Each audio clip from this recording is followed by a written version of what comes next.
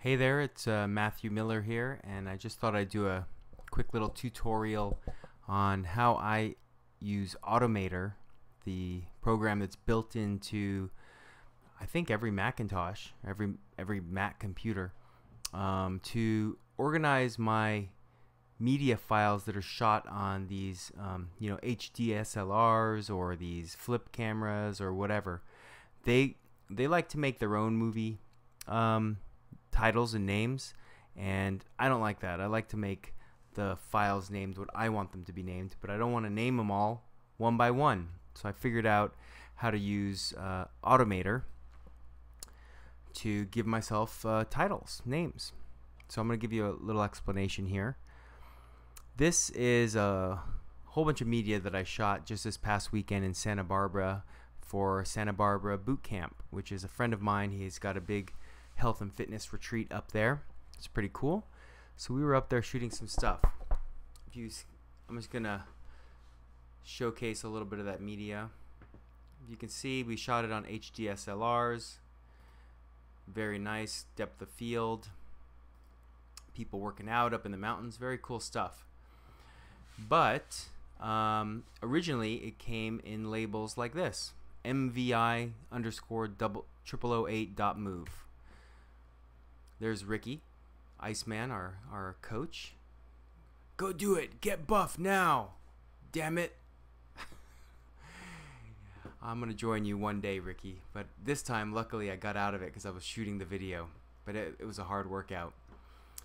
Anyway, the point of this video is all of these files that are kind of named automatically should be different names. And you might be able to do this inside of your camera. In fact, this is just crossing my mind, but I just do it in post-production. I just let the camera name it how I want it. How I want these files to be named are going to be with the project. For example, this one is BC for boot camp underscore 06J. So 06 means real or card number 6, and J stands for Jason, which was my other awesome camera guy that shot with me. For me it would be M, and then underscore, I put the date 06/08/12, and then another underscore, and this is the numerical sequence 124. And as you can see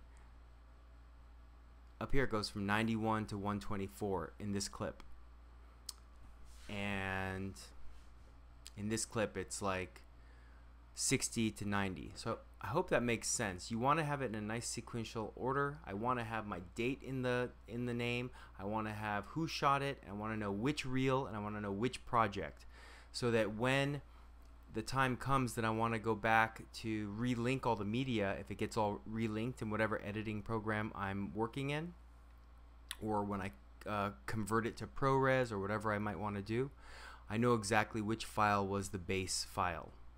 So I'm actually going to go ahead and do that. I thought I'd make a video about it because I'm right in the middle of this process. So this last one I did was Bootcamp 06J. So I'm going to find Bootcamp 07J. My naming structure is each reel gets a number and then the initial of who shot it. So 7J would be, this is a SD card or CF card number 7, and Jason shot it. I'm going to open up this folder. I'm going to sort by kind so that I get all of my QuickTimes up top. I don't need those JPEGs. I'm going to highlight all of these. If you can see, the naming structure is MVI underscore 5586, 5587, 5588.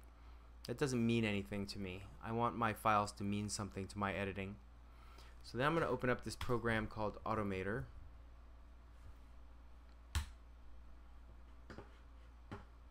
It's on my other screen. Here it is. I can open an existing workflow, which I already have this workflow saved, so it's a lot quicker, but I'm going to build it from scratch. I hope I remember it, how to do it, because it's been a while, but I'm sure we can bang our way through it. So let's choose a workflow. Automator can do all kinds of stuff. For now, this is all I use it for. Maybe one day I'll use it for other stuff. Okay, so we want to find a... I'm going to pause till I find it, and then I'll explain what I found. Okay, I just unpaused. It took me like 3 minutes, and then I realized what you can really do here is just go into this. This is your Automator program. You can just go into the search bar, and I just typed in name because I want to change the name, not change the case of a song name. I want to rename Finder items. So then I would drag this into this area. Okay, so what do I want it to do? Okay, so let's see if we can pull this one off. I think I got it. In this little area up here, we want to make it make sequential. Yep. And existing item name, well, I'm going to make it a new item name. And in this case, for these ones, I'm going to want to change them to BC for boot camp.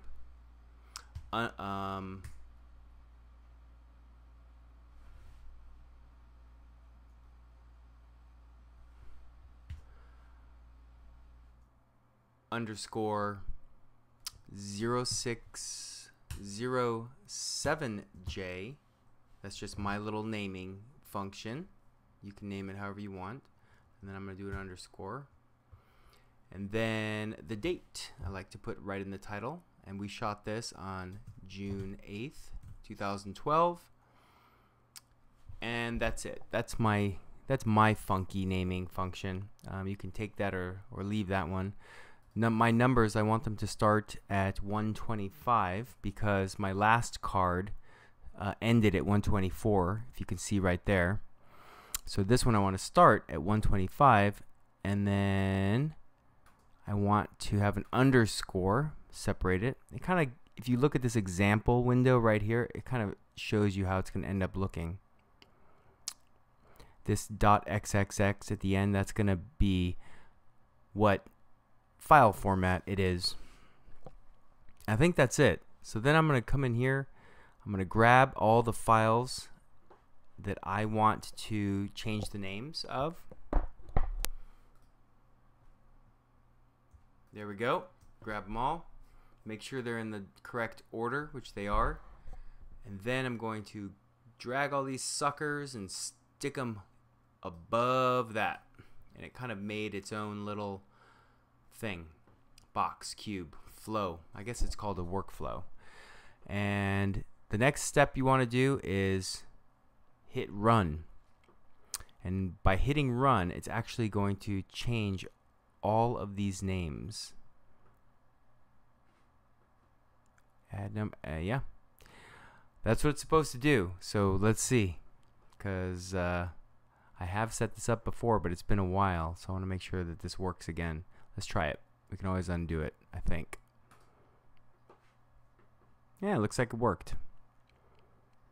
Changed them all. I didn't bother changing my .thm files since I'm editing in Final Cut Pro. I don't need those files, but I know some editing programs do. So as you can see now, it's changed all of my file names, which is pretty cool. Now once again, just to recap why I do this, my cameras, I don't want the media to be confused with other people's file formats or other media on my computer. Since I have so much media on my hard drives, I was noticing that some of the media was cross-referencing the wrong files. Well, that's a problem because you don't want to have a boot camp media cross-referencing a music video I did from 2 years ago. That would just suck. So I came up with this naming function, and I really like having the initial of the project, the card it was on, the person who shot it, and the date, and then the sequential file, all at a glance real quick. Then once you're inside your editing program, you can rename your files in your editing program. But I find that at the Finder level, it's really helpful at a quick glance to see what it is, when it was. You know, it's just personal stuff. So I hope this was helpful to you. I know it definitely works for me. So tell me what you think.